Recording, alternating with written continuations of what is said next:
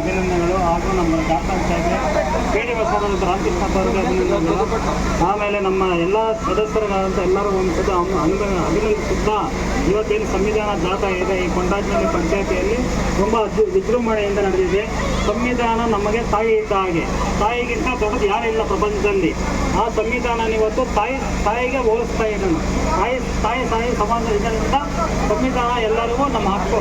ಸಂವಿಧಾನ ಇರೋದ್ರಿಂದ ನಾವು ಬದುಕ್ತಾ ಇದ್ದೀವಿ ಪ್ರಪಂಚದಲ್ಲಿ. ನಮ್ಮ ದೇಶದಲ್ಲಿ ಸಂವಿಧಾನ ಇಲ್ಲ ಅಂದರೆ ನಾವು ಯಾವುದೇ ಕಾರಣಕ್ಕೂ ನಮ್ಮ ಜೀವನ ಮಾಡೋಕ್ಕಾಗಲ್ಲ. ಪ್ರತಿಯೊಂದು ಕ್ಷಣ, ಪ್ರತಿಯೊಂದು ದಿನ, ಪ್ರತಿಯೊಂದು ಇದು ಸಂವಿಧಾನದ ಅಡಿಯಲ್ಲೇ ನಾವು ನಡೀತಾ ಇದ್ದೀವಿ. ಇವತ್ತೇ ನಾವು ಅಧ್ಯಕ್ಷರಾಗಿದ್ರು ಕೂಡ ಸಂವಿಧಾನದ ಅಡಿಯಲ್ಲಿ ನಾವು ಅಧ್ಯಕ್ಷರಾಗಿದ್ದು. ಅದಕ್ಕೆ ಸಂವಿಧಾನಕ್ಕೆ ಅತಿ ಹೆಚ್ಚಿನ ಒಲವು ಕೊಟ್ಟು ಎಲ್ಲರೂ ಸಂವಿಧಾನದ ಬಗ್ಗೆ ಎಲ್ಲ ತಿಳ್ಕೊಬೇಕನ್ನೋದು ನನ್ನ ಒಂದು ಮನವಿ. ಎಲ್ಲರಿಗೂ ನಮಸ್ಕಾರ. ಇದನ್ನು ನಮ್ಮ ಕೊಂಡಾಜಿನಲ್ಲಿ ಗ್ರಾಮ ಪಂಚಾಯತ್ ವ್ಯಾಪ್ತಿಗೆ ಸಂವಿಧಾನ ಜಾಗೃತಿ ಜಾಥಾ ಆಗಮಿಸಿದೆ. ನಾವೆಲ್ಲರೂ ನಮ್ಮ ಗ್ರಾಮ ಪಂಚಾಯತ್ ಅಧ್ಯಕ್ಷರು, ಉಪಾಧ್ಯಕ್ಷರು, ಸರ್ವ ಸದಸ್ಯರುಗಳು ಸಹ ಸಹಕಾರ ಕೊಟ್ಟಿದ್ದಾರೆ. ನಾವು ವಿಜೃಂಭಣೆಯಿಂದ ನಾವು ಈ ಒಂದು ಸಂವಿಧಾನವನ್ನು ಪ್ರಚಾರ ಮಾಡಿದ್ದೇವೆ, ಅದರ ಬಗ್ಗೆ ಅರಿವು ಮೂಡಿಸಿದ್ದೇವೆ. ಇನ್ನು ಸಾರ್ವಜನಿಕರಿಗೆ ಹೆಚ್ಚಿನ ರೀತಿಯಲ್ಲಿ ನಾವು ಸಂವಿಧಾನದಲ್ಲಿ ನಾವೆಲ್ಲ ಬದುಕ್ತಾ ಇದ್ದೀವಿ, ಜೀವಿಸ್ತಾ ಇದ್ದೀವಿ. ನಾವೆಲ್ಲರನ್ನು ಪಾಲನೆ ಮಾಡಬೇಕು. ಅದರಿಂದ ನಾವು ಬದುಕಬೇಕಂತ ಹೇಳಿ ನಾನು ಎರಡು ಮಾತನ್ನು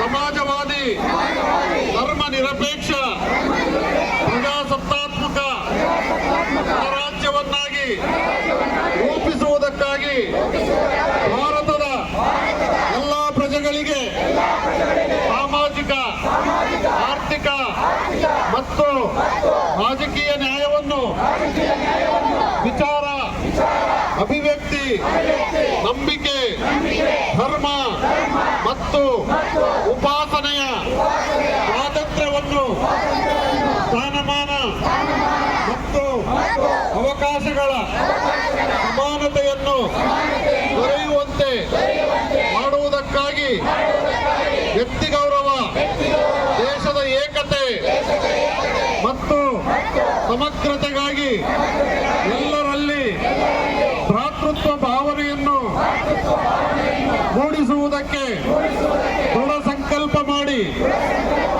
ನಮ್ಮ ಸಂವಿಧಾನ ಸಭೆಯಲ್ಲಿ 1949ನೇ ಇಸವಿಯ ನವೆಂಬರ್ ತಿಂಗಳ 26ನೇ ದಿನದಂದು ಈ ಸಂವಿಧಾನವನ್ನು ನಮಗೆ ನಾವೇ ಅರ್ಪಿಸಿಕೊಂಡು ಅಂಗೀಕರಿಸಿ ಶಾಸನವಾಗಿ ವಿಧಿಸಿಕೊಂಡಿದ್ದೇವೆ. ಬೋಲೋ ಭಾರತ್ ಮಾತಾ ಕಿ.